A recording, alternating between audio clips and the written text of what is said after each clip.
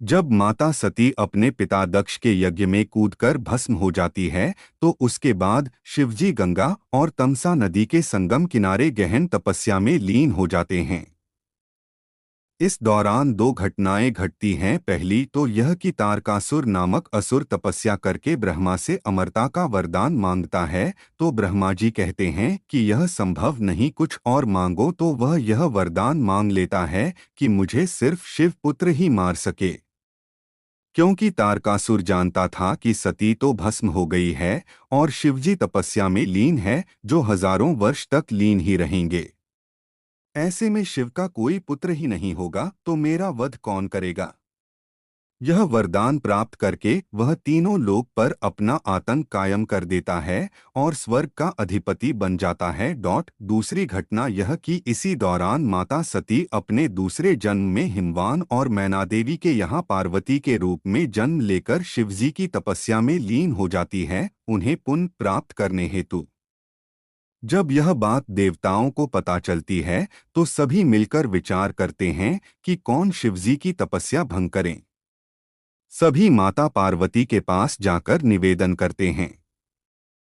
माता इसके लिए तैयार नहीं होती है।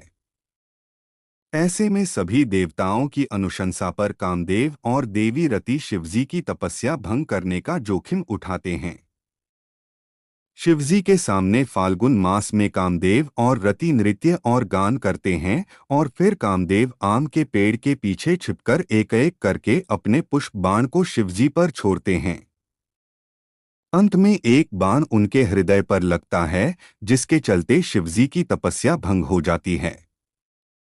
तपस्या भंग होते ही उन्हें आम के पेड़ के पीछे छुपे कामदेव नजर आते हैं, तो वे क्रोध में अपने तीसरे नेत्र से कामदेव को भस्म कर देते हैं। यह देखकर देवी रति के साथ ही सभी देवी और देवता दुखी हो जाते हैं। अपने पति की राख को देखकर देवी रति विलाप करने लगती हैं और कहती हैं कि इसमें मेरे पति की कोई गलती नहीं थी। मेरे साथ क्या करो भोलेनाथ, मेरे पति को पुनर्जीवित करो। जब भगवान शिव को यह ज्ञात होता है कि संसार के कल्याण के लिए देवताओं की बनाई योजना के तहत ही कामदेव कार्य कर रहे थे, तो उनका क्रोध शांत होता है।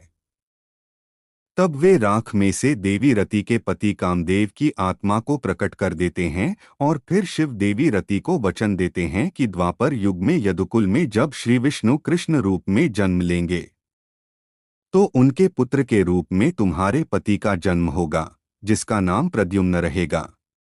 उस काल में संभरासुर का वध करने के बाद तुम्हारे पति से पुनः तुम्हारा मिलन होगा। इस वरदान से सभी देवता खुश हो जाते हैं। शिवजी पार्वती से विवाह करने की सहमति भी देते हैं। यह सुनकर प्रसन्न होकर सभी देवता फूल और रंगों की वर्षा करके खुशियां मनाते हैं और दूसरे दिन उत्सव मनाते हैं। धार्मिक मान्यता के अनुसार होलिका का दहन होली के दिन किया जाता है और दूसरे दिन धुलैंडी पर रंग खेला जाता है। धुलैंडी पर रंग खेलने की शुरुआत देवी देवताओं को रंग लगाकर की जाती है।